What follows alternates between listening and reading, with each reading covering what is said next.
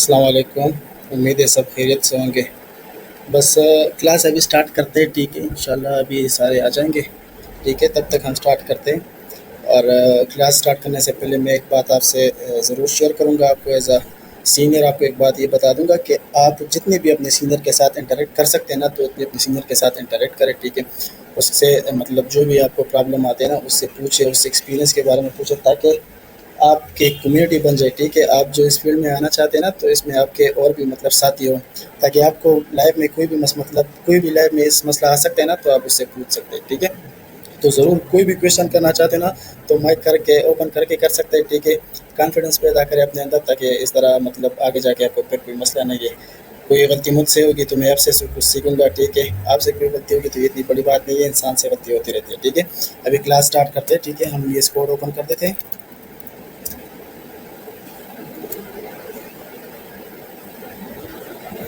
आपको जो टास्क दी हुई थी सारे आपने शायद उम्मीद करता हूँ कि आप सारों ने कंप्लीट किए होंगे, ठीक है? तो मैं सारे टास्क कर देता हूँ, ठीक है? तो क्या मेरी स्क्रीन सबको शो हो रही है कि नहीं? मुझे बताए, मेरी स्क्रीन सबको शो हो रही है? ठीक है जी। तो जावास्क्रिप्ट स्टार्ट करने से पहले आपने एक एक्सटेंशन डाउनलोड करना होगा, कोड रनर एक्सटेंशन, ठीक है? ताकि जावास्क्रिप्ट जो है वो आपकी वीएस कोड में रन हो सके, ठीक है? तो सारों ने अगर ये एक्सटेंशन किसी ने वो डाउनलोड नहीं की है, तो काइंडली ये एक्सटेंशन जो है डाउनलोड करें, ठीक है? अगर डाउनलोड की हुई है तो मुझे बताएं। जिसने डाउनलोड नहीं की हुई है वो डॉट कोड रनर जो एक्सटेंशन है, कोड रनर एक्सटेंशन जो है वो डाउनलोड करें। एक्सटेंशन में जाके यहाँ से डाउनलोड करें, ठीक है? Code runner.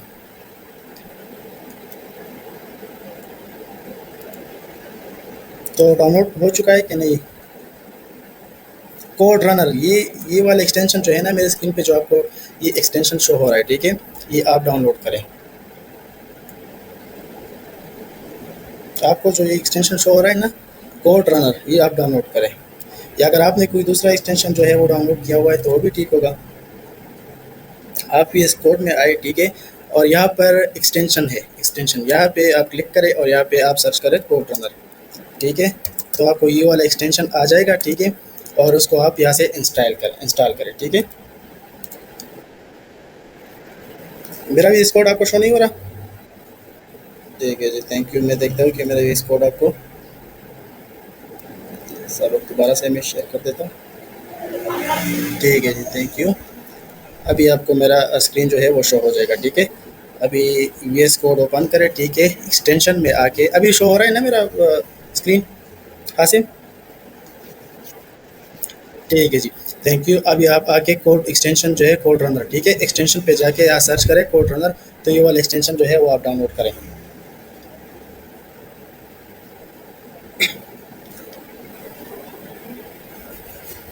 तो डाउनलोड करें तो फिर लाइक भेज दे, कुछ करो, ताकि फिर हम आगे क्लास स्टार्ट करें, ठीक है?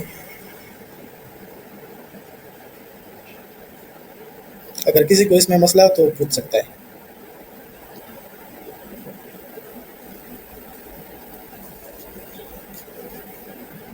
क्या आप सब ने मतलब एक्सटेंशन डाउनलोड किया हुआ है? ये खुद ब खुद इंस्टॉल हो जाएगा, आपको ज़रूरत नहीं है किसी फ़ोल्डर में इंस्टॉल करने के लिए। आप बस एक्सटेंशन में आके यहाँ पे कोड रनर टाइप करें, ठीक है? ये एक्सटेंशन आ जाएगा, आप इंस्टॉल का बटन होगा, ठीक है? आप उस पर क्लिक करें तो ये इंस्टॉल हो जाएगा।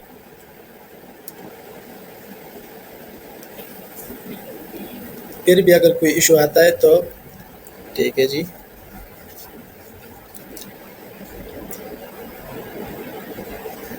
और किसी का रहता है ये एक्सटेंशन या डाउनलोड होने में कोई मसला है तो बताएं, ठीक है?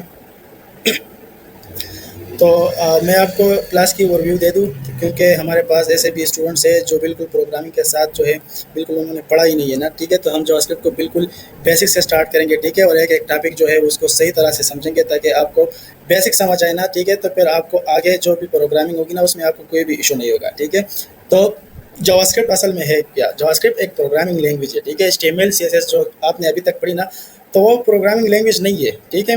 कंप्यूटर लैंग्वेज उसे कह सकते हैं, लेकिन उसे आप प्रोग्रामिंग लैंग्वेज नहीं कह सकते, क्योंकि उसमें कोई लॉजिक्स नहीं होती, ठीक है? उसमें आप कोई वेरिएबल डिक्लेयर नहीं कर सकते ना, तो इसलिए हम उसे जो है वो नहीं कह सकते, प्रोग्रामिंग लैंग्वेज उसे नहीं कह सकते, ठीक है? तो जावास्क्रिप्ट जो है वो एक प्रोग्रामिंग लैंग्वेज है, ठीक है, और वो हमारी हेल्प करती है कि हम जो अपनी वेबसाइट बना देते हैं, ठीक है, उसको डायनामिक बना देते हैं, ठीक है, और उसमें जो है रियल टाइम अपडेट कर सकें। इस वजह से जो जावास्क्रिप्ट जो है ये बहुत इंपॉर्टेंट है, ठीक है। तो जावास्क्रिप्ट जो है सारों ने डाउनलोड की हुई है, तो मैं कोड पे चलता हूँ ना। डाउनलोड सारों ने की एक्सटेंशन, ठीक है। HTML इसलिए प्रोग्रामिंग लैंग्वेज नहीं है ना, HTML असल में एक जो है बिल्डिंग लैंग्वेज उसको आप कह सकते हैं, जिससे आप सिर्फ एक स्टैटिक वेबसाइट बना सकते हैं, ठीक है। प्रोग्रामिंग लैंग्वेज उसे कहते हैं कि उसमें आप लॉजिक जो है बिल्ड कर सकते हैं, उसमें आप लॉजिक लिख सकते हैं। फॉर एग्जांपल ये भी एक सिंपल लॉजिक है कि a+b=, ठीक है। ये लॉजिक जो है आप जो है HTML में नहीं कर सकते। आपने अभी तक टास्क किया होगा ना, तो इसमें आपने कोई नया काम जो है वो नहीं किया होगा, जो भी मतलब चीज़ें जो है वो आप बनाते जाएंगे जो पहले से बनी हुई है, ठीक है। तो इस तरह कोई लॉजिक नहीं होता। दूसरा, उसमें आप वेरिएबल डिक्लेयर नहीं कर सकते, कोई न्यू डेटा जो है उसकी वजह से आप सेव नहीं कर सकते, ठीक है। इसलिए वो प्रोग्रामिंग लैंग्वेज नहीं है, ठीक है। और जावास्क्रिप्ट जो है ना, इसकी वजह से आप जो है लॉजिक्स इसमें क्रिएट कर सकते हैं, ठीक है। इसकी वजह से जो है आप न्यू फीचर्स डाल सकते हैं, ठीक है। तो इसलिए ये एक प्रोग्रामिंग लैंग्वेज है। क्लियर हो गया, या मैं और भी इस पे बात करूँ डीप से, क्योंकि इस पे मतलब इतनी इम्पोर्टेंस है नहीं ना, सिर्फ एक थ्योरी है। और आपको जी, आपको क्लियर हो गया लाइबा? ठीक है जी, ठीक है। तो प्रोग्राम जावास्क्रिप्ट जो है हम डायनामिक फीचर्स को ऐड करने के लिए यूज़ करते हैं, ठीक है। तो मेरे ख्याल से यहाँ तक जावास्क्रिप्ट की जो बहुत ही इंट्रोडक्शन थी वो काफ़ी होगी, ठीक है। काफ़ी आपको क्लियर ठीक होगी, ठीक है। अभी हम आते हैं अपने VS कोड पे। VS कोड पे आपने जब भी जावास्क्रिप्ट कोई फाइल जो है आपने सेव करना होगा, ठीक है, तो उसके लिए आपने जो है एक एक्सटेंशन यूज़ करनी होगी, ठीक है। जिस तरह फॉर एग्जांपल आप कोई भी नाम रख सकते हैं, इस तरह कोई माना नहीं है, ठीक है, कि आप ये नाम नहीं रख सकते, ठीक है। तो अगर आप कोई भी नाम रख सकते हैं, लेकिन जो जनरल नॉलेज जनरल नेमिंग है, ठीक है, उसमें आप स्क्रिप्ट रखते हैं, ठीक है, और डॉट के बाद आपने जेएस लिखना है, ठीक है। तो जो आपकी फाइल बनेगी वो आपकी जावास्क्रिप्ट की फाइल बनेगी। जिस तरह आपने इंडेक्स डॉट एच जो है HTML की फाइल बनी, ठीक है, डॉट CSS जो है वो CSS की फाइल बनी, ठीक है। इस तरह स्क्रिप्ट डॉट जेएस जो है ये अब जावास्क्रिप्ट की फाइल बन गई, ठीक है। अब इसमें हम जावास्क्रिप्ट की कोड जो है लिख सकते हैं। अगर मैं यहाँ पर जावास्क्रिप्ट की कोड लिखना चाहूँ तो मैं नहीं लिख सकता, ठीक है। मुझे किस्म किस्म के एरर आ सकते हैं। देखिए, अब मैं कुछ भी लिख देता हूँ ना, नेम इज इक्वल टू, ठीक है। अब आगे आपको समझ आ जाएगी, ठीक है। तो हम इधर कुछ भी नहीं लिख सकते, लेकिन अगर मैं जावास्क्रिप्ट के फाइल में लिखना चाहूँ तो मैं यहाँ पे लिख सकता हूँ, ठीक है। तो आप अ, एक फ़ाइल बनाएं। जी जी, न्यू फाइल में स्टार्ट करें, ठीक है। आप पुरानी वाली फाइल में स्टार्ट नहीं कर सकते। आपको एक नई फाइल क्रिएट करनी होगी, ठीक है, और उसको एक डॉट के बाद आपने जेएस लिखना होगा, ठीक है। तो इस ये फाइल जो है ये जावास्क्रिप्ट की बन जाएगी, ठीक है। जब जावास्क्रिप्ट की फाइल बन जाएगी तो इसमें हम जावास्क्रिप्ट की कोड जो है वो रन कर सकते हैं, ठीक है। इसके बाद जो है हम जावास्क्रिप्ट को स्टार्ट करते हैं, ठीक है। जावास्क्रिप्ट को जो है ना हम 3 तरीकों के ज़रिए अपनी कोड में ऐड कर सकते हैं, ठीक है। HTML में ऐड कर सकते हैं, ठीक है। एक जो है ना हम इंटरनली ऐड कर सकते हैं, ठीक है। मतलब आप कोई भी कोड जो है जावास्क्रिप्ट का कोड वो यहाँ पर आप लिख सकते हैं, ठीक है। फॉर एग्जांपल फंक्शन, एक फंक्शन बनाना चाहते हैं, ठीक है, आप कोई भी कोड यहाँ पे लिख सकते हैं। इस तरह अगर आप जो है इसको कहते हैं इंटरनली जावास्क्रिप्ट को ऐड करना, ठीक है। या आप जो है समझ आ रही है आपको, या मैं जल्दी जा रहा हूँ? अगर जल्दी जा रहा हूँ तो मुझे काइंडली बताइए, मैं आहिस्ता आहिस्ता जाऊँगा, ठीक है। समझ आ रही है? इस तरह चलूँ या आहिस्ता आहिस्ता चलूँ?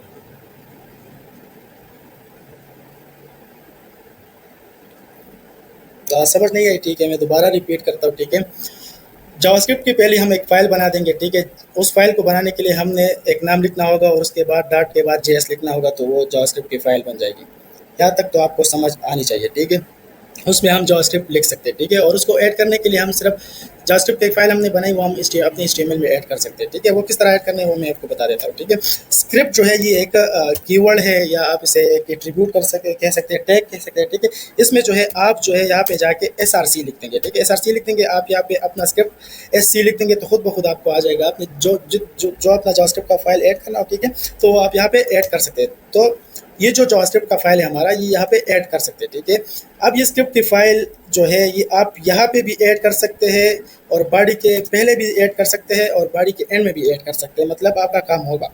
लेकिन जो हमारी तरीका है, एक डेवलपर का जो एक तरीका होता है ना, वो सबसे लास्ट में ऐड करते हैं, ठीक है। यहाँ के सबके लास्ट में ऊपर जो है अपनी HTML की बाकी कोर्स लिखते हैं, ठीक है, और आखिर में जावास्क्रिप्ट का फाइल जो है वो ऐड करता है। इसकी एक वजह है, क्योंकि वजह ये है कि जब भी हम वेबसाइट जो है बनाते हैं, ठीक है, तो सबसे पहले जो लोड होता है ना वो HTML होता है, ठीक है। तो HTML लोड होता है, फिर उसके बाद जो जावास्क्रिप्ट है वो उसको अप्लाई होती है, जो जो फंक्शन आपने लिखे होते हैं वो उसको अप्लाई होती है, ठीक है। तो वो फंक्शन उसको अप्लाई होती है, ठीक है। तो अगर हम जावास्क्रिप्ट की फाइल ऊपर लिखते हैं, ठीक है, तो जावास्क्रिप्ट जो है वो लोड पहले होगी, फिर HTML उसके बाद लोड होगी, तो फिर इसमें एरर आएंगे, ठीक है।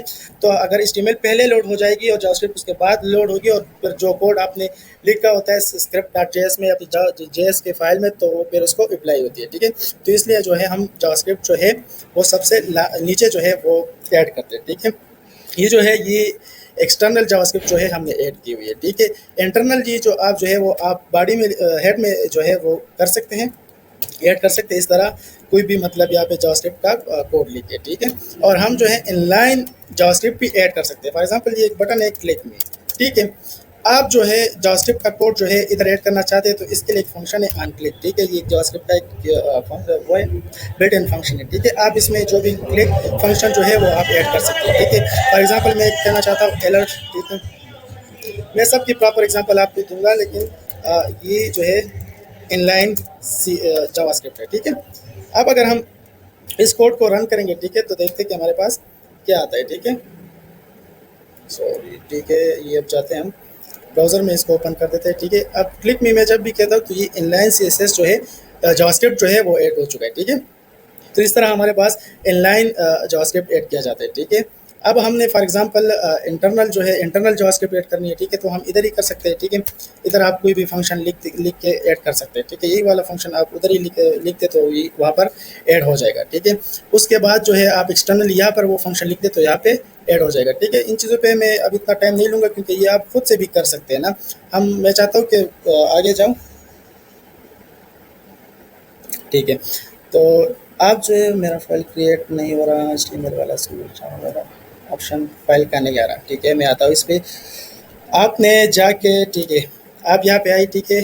और यहाँ पे आपने फाइल पे क्लिक करना है, ठीक है। आप कोई भी नाम दे सकते हैं जो आपकी मर्जी है, ठीक है। आप अपना नाम भी देख सकते हैं, मैं अपना नाम देता हूँ, अपना नाम देता हूँ, ठीक है, हिजबू, ठीक है, .js लिख देता हूँ, ठीक है। तो ये हो जाएगा JS का जावास्क्रिप्ट का जो फाइल है वो बन जाएगा, ठीक है। इस तरह जावास्क्रिप्ट का फाइल ज़रूर बनेगा, आप देखें कि आपने क्या गलती कर रही है, ठीक है। बॉडी में हम इसलिए ऐड नहीं, बॉडी के बाद इसलिए ऐड नहीं कर, बॉडी के बाद ऐड नहीं कर रहे, क्योंकि बॉडी यहाँ तक नहीं, यहाँ तक जो है आपका HTML लोड होता है, ठीक है। यह जो है ये भी लोड होता है यहाँ तक, ठीक है। यहाँ के बाद आप ऐड करेंगे तो फिर काम नहीं करेगा, क्योंकि अभी तक HTML में मैंने इस तरह कोई भी चीज़ पे काम नहीं किया हुआ है जो बॉडी के बाद ऐड होता है, ठीक है। अगर बॉडी के बाद ही आपने ऐड करनी है, ठीक है, तो फिर आप यहाँ पर ऐड करें। मेरे ख्याल से इसका सेम ही मतलब होगा, आप यहाँ पे ऐड करें, यहाँ पे ऐड करें, एक ही चीज़ होगी। मैंने खुद ये ट्राई नहीं किया हुआ है, लेकिन आप ट्राई करके फिर मुझे भी बता दें, ठीक है, कि किस तरह होता है, ठीक है। सर इनलाइन और एक्सटर्नल जावास्क्रिप्ट में क्या फ़र्क है, ठीक है, ठीक है। मैं दोबारा से आप सबको बता देता हूँ, ठीक है। इनलाइन जो है वो, अब देखिए बटन में मैंने इनलाइन जावास्क्रिप्ट ऐड की हुई है, ठीक है। इनलाइन है मतलब उसी एलिमेंट के अंदर हम जावास्क्रिप्ट को ऐड कर देते हैं, ठीक है। मतलब बटन है, इसके लिए मैंने एक जावास्क्रिप्ट लिखनी है, वो मैंने उसी बटन के अंदर ही क्या कर दी, लिख दी, उसको कहते हैं इनलाइन जावास्क्रिप्ट, ठीक है। अब ये इनलाइन जावास्क्रिप्ट है, ठीक है। एक्सटर्नल जावास्क्रिप्ट जो है वो दूसरी फाइल मैंने बना दी, ठीक है, और उस फाइल को फिर यहाँ पर मैंने इंपोर्ट कर दी, ठीक है। और फिर उस इसमें हम कॉल करके मैं आपको दिखा देता हूँ, ठीक है। मैं आपको दिखा देता हूँ। फॉर एग्जांपल हम एक फंक्शन में आपको भी कोड लिखूंगा तो आपको उसकी समझ नहीं आएगी ना, तो इसलिए मैं सोच रहा था, ठीक है, हम एक फंक्शन बना देते हैं, ठीक है, ठीक है। और इसमें सॉरी फंक्शन,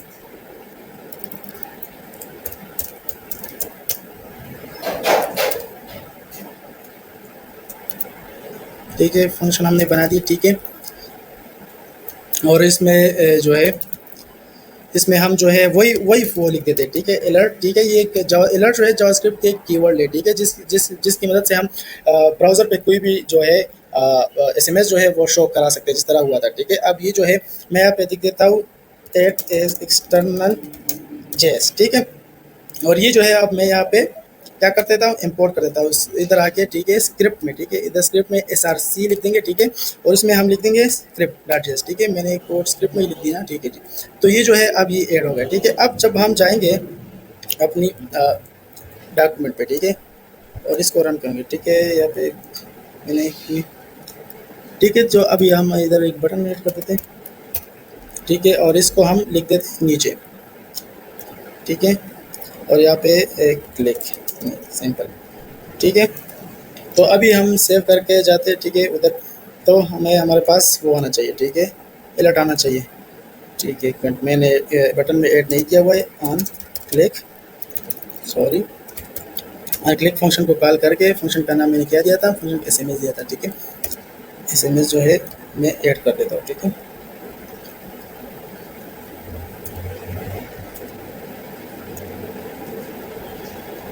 तो इस तरह जो है हम जो है जावास्क्रिप्ट को ऐड कर सकते हैं, ठीक है। अभी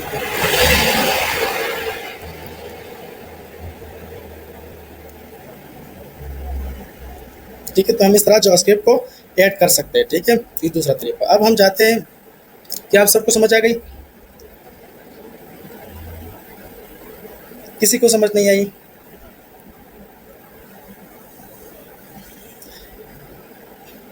एनी रिस्पॉन्स? अगर आपको समझ नहीं आई तो आप कहते हैं मैं दोबारा समझा देता हूँ ना।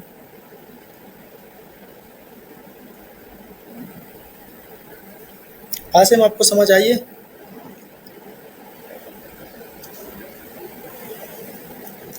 ठीक है जी, मैं कह रहा हूँ, ठीक है, इनलाइन और एक्सटर्नल, इस पे इतना टाइम नहीं देना चाहिए, क्योंकि ये हमारा सारा टाइम इस पे लगा देंगे तो आगे बहुत कुछ है उसके ऊपर रह जाएगा, ठीक है।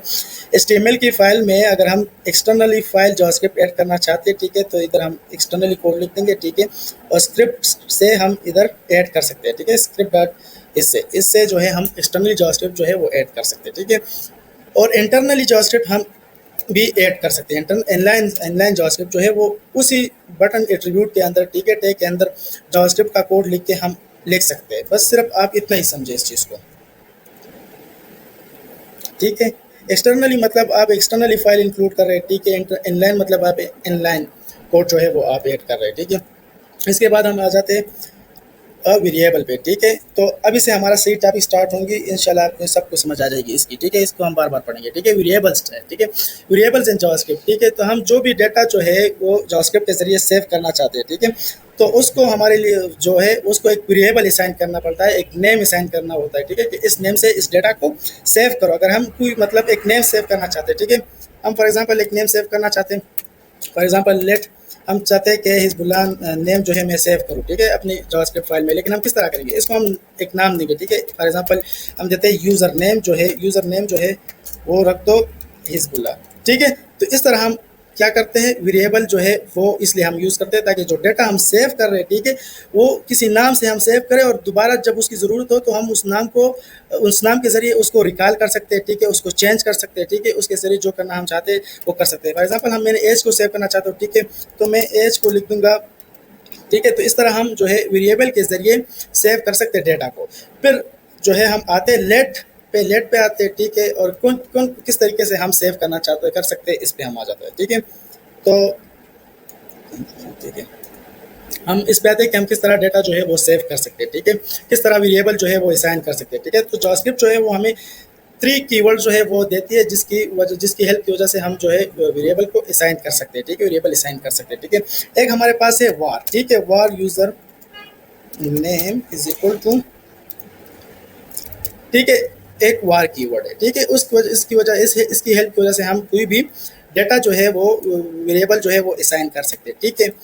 इसका फ़ायदा क्या, ये अब वो जो है ये ओल्ड हो चुका है, ठीक है, लेकिन इसका जो है ये ग्लोबली जो है ये असाइन हो गया, ठीक है। अब जो है अगर कोई आप फंक्शन लिखेंगे या एक कोई ब्लॉक कोड लिखेंगे, ठीक है, तो आप जो है ये यूज़र नेम जो है ये दोबारा यूज़ नहीं कर सकते, क्योंकि ये आपने एक दफ़ा यूज़ की है। अगर आप ये दोबारा सेव करेंगे, ठीक है, तो आपका ये वाला नाम चला जाएगा, ठीक है। इसके बाद हमारे पास है लेट, ठीक है, लेट जो है अभी यूज़ होता है, ठीक है, और ये जो है ब्लॉक लेवल पर है, ठीक है। मतलब आप किसी ब्लॉक के अंदर लेट यूज़ कर सकते हैं, और आपने ऊपर भी लेट यूज़ की हुई है वही वेरिएबल के साथ, ठीक है। तो इसका इस पर कोई भी फ़र्क नहीं पड़ेगा। इस बात की समझ आ रही है सबको? स्क्रीन शो नहीं हो रहा, मेरा स्क्रीन सबको शो हो रहा है कि नहीं हो रहा?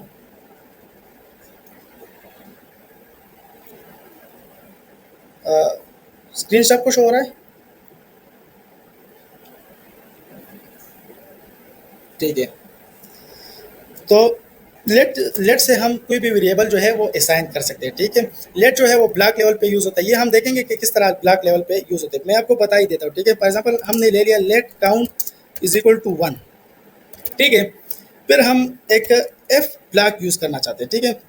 एफ ब्लॉक हम यूज़ करना चाहते हैं, तो हम यहाँ पे काउंट जो है वो दोबारा असाइन कर सकते हैं। ठीक है, ठीक है, यहाँ पे दोबारा असाइन कर सकते हैं, इधर हम ठीक है दोबारा असाइन कर सकते हैं। लेकिन अगर मैंने वार लिख दिया था, ठीक है, तो मैं हमें यहाँ पे दोबारा ये असाइन नहीं कर सकता था। ठीक है, मैं इसको भी प्रिंट कर देता हूँ, ठीक है, इसको भी, ठीक है, लॉग को इसको भी कर देता हूँ, बल्कि अलर्ट से कर देता हूँ ताकि आपको सही से पता चले। ठीक है,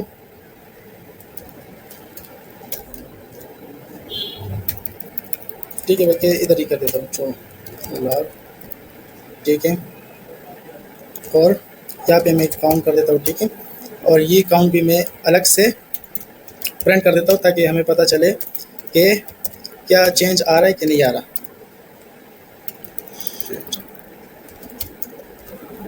ठीक है, दोनों दफ़ा हमने काउंट जो है वो असाइन किया, एक काउंट को 1 असाइन किया हुआ है, एक को 3 असाइन किया हुआ है। हम यहाँ पे आ जाते हैं। ठीक है, जब हम रन करेंगे तो एक दफ़ा काउंट हमारे पास 1 आ गया, एक दफ़ा 3 आ गया। ठीक है, अगर फॉर एग्जांपल मैंने इधर वार किया हुआ था, ठीक है, तो ये जो है फिर इसमें मसला आ जाता था, हमें दोबारा जो है इसको असाइन नहीं कर सकता था, वही वैल्यू पुरानी वाली, ये जो दूसरी वैल्यू जो है शायद वही आ जाती। ठीक है,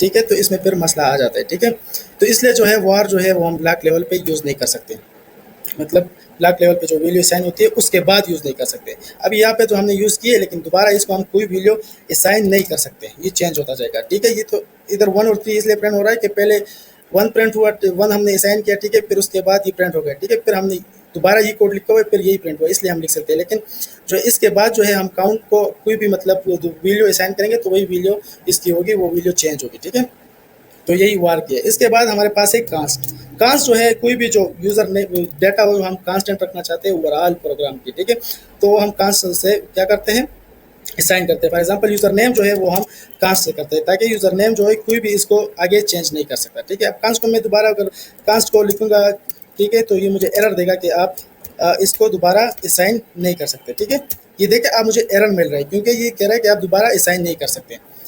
तो कांस्ट जो है वो एक दफ़ा आपने कोई वेरिएबल असाइन किया वो आप दोबारा असाइन नहीं कर सकते।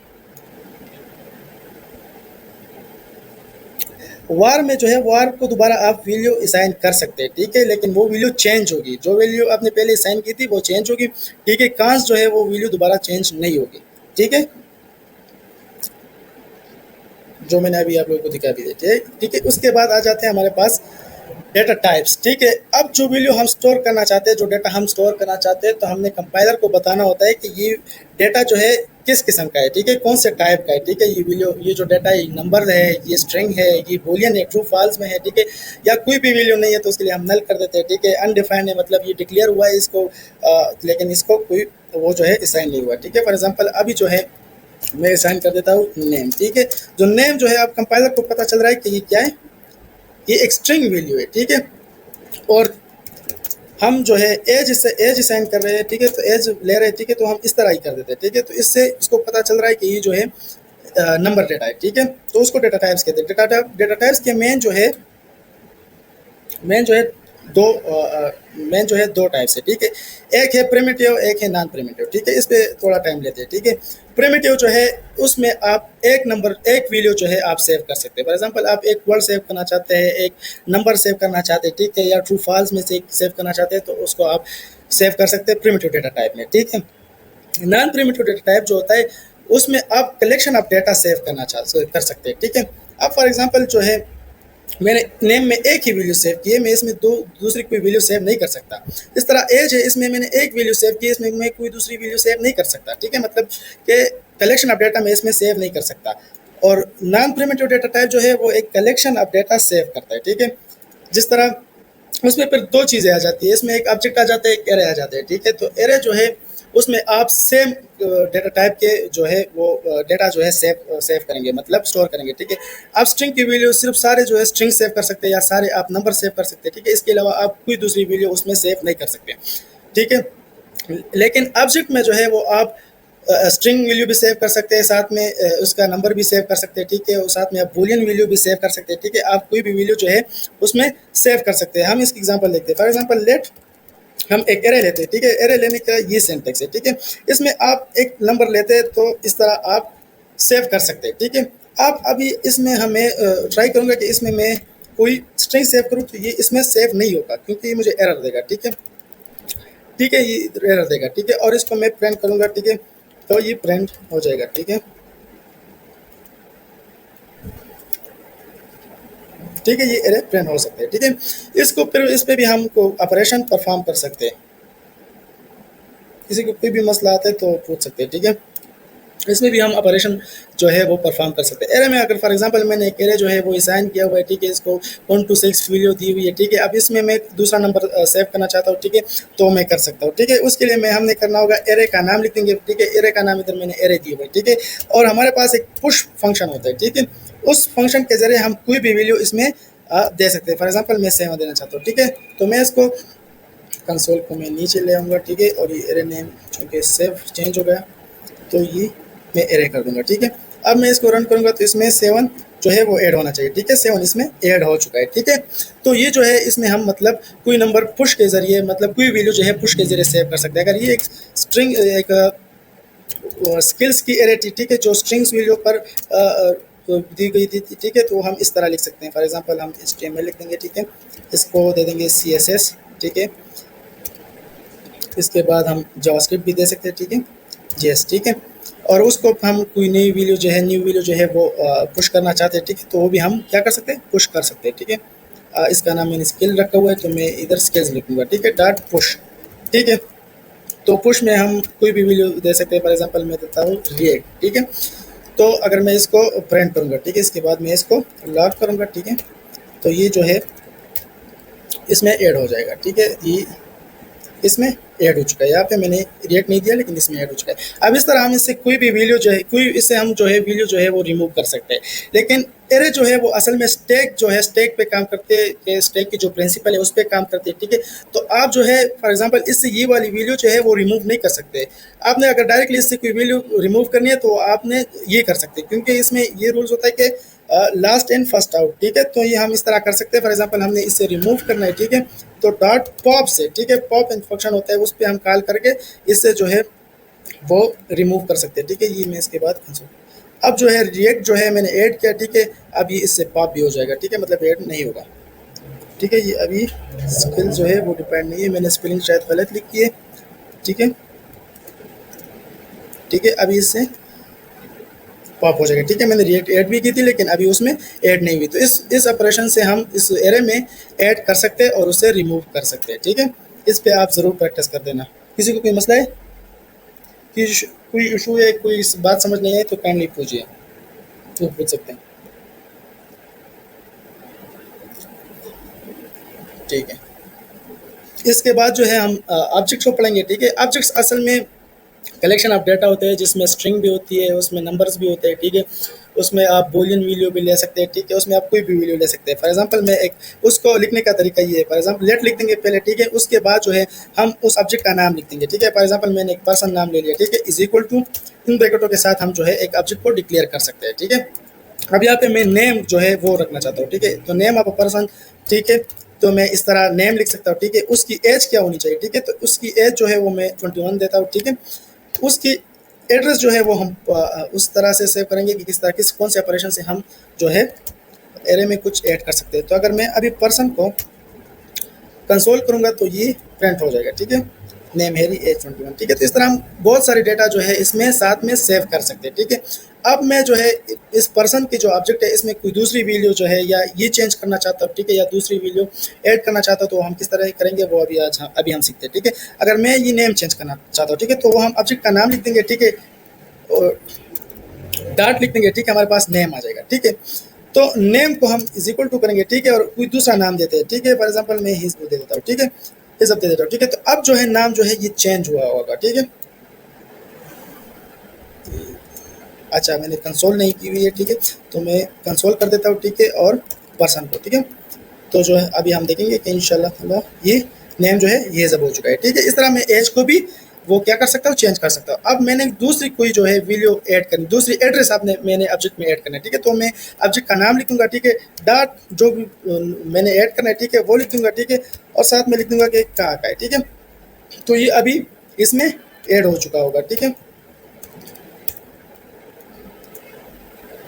ठीक है। अब एड्रेस भी इस ऑब्जेक्ट में क्या है, ऐड हो चुका है। ठीक है, तो ये हम सेम ऑब्जेक्ट पे इस तरह मतलब उसको कुछ ऐड करना चाहते हैं, ठीक है, उसको कुछ ओवरराइड करना चाहते हैं तो वो हम कर सकते हैं। ठीक है, लेकिन अगर हम इस पर्सन से न्यू ऑब्जेक्ट बनाना चाहते हैं और उसमें चेंजेस करना चाहते हैं तो हम किस तरह करेंगे। ठीक है, वो इस तरह करेंगे कि वही इस तरह वही सेंटेक्स है। ठीक है, हम दूसरा कोई नाम दे देंगे, फॉर एग्जाम्पल मैं देता हूँ न्यू पर्सन। ठीक है, उस तरीके से।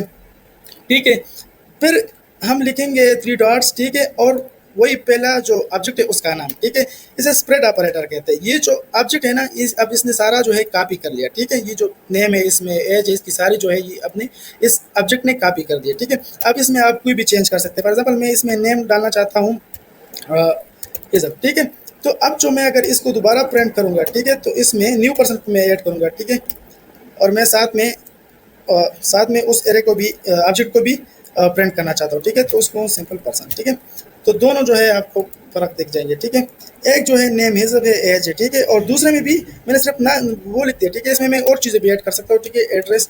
ठीक है, ठीक है, और इसमें मैं देता हूँ एज।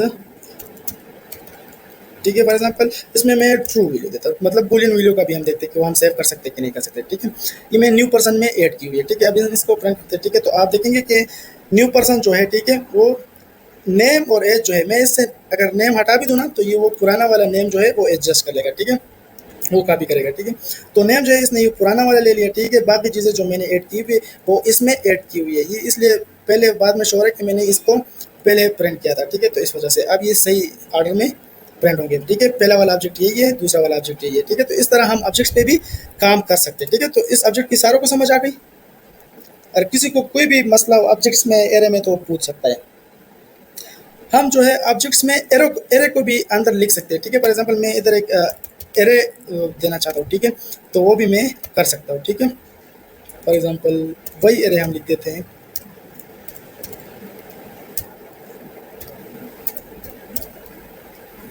ठीक है, तो अभी मैं अगर इसको प्रिंट करूँगा तो ये उस एरे को भी साथ में प्रिंट करेगा। ठीक है, तो इस तरह हम ऑब्जेक्ट्स में ये भी दे सकते हैं। किसी को इसमें कोई मसला है ऑब्जेक्ट्स में एरे में तो काइंडली पूछें। समझ आ गई है सबको? Any response? अगर आपको समझ नहीं आई तो मैं दोबारा रिपीट कर दूंगा ना। ठीक है,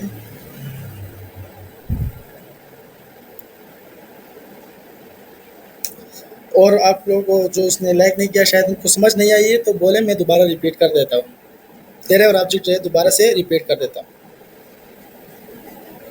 लाइबा अभी आ चुकी है तो इसके लिए शायद मैं दोबारा एरे और ऑब्जेक्ट जो है रिपीट करता हूँ। जिसको समझ नहीं आई तो शायद उनको समझ भी आ जाएगी। ठीक है, साथ में तो हमारे पास दो कलेक्शन ऑफ डेटा अगर हम सेव करना चाहते हैं तो हम दो तरीक़ों से कर सकते हैं। ठीक है, एक एरे से कर सकते हैं और एक ऑब्जेक्ट से कर सकते हैं। ठीक है, एरे से करने के लिए सिंटैक्स यही है। ठीक है, हम लेट लिख देंगे। ठीक है, फिर एरे का नाम लिख देंगे। एरे का नाम हम देना चाहते हैं फॉर एग्जांपल एरे 1।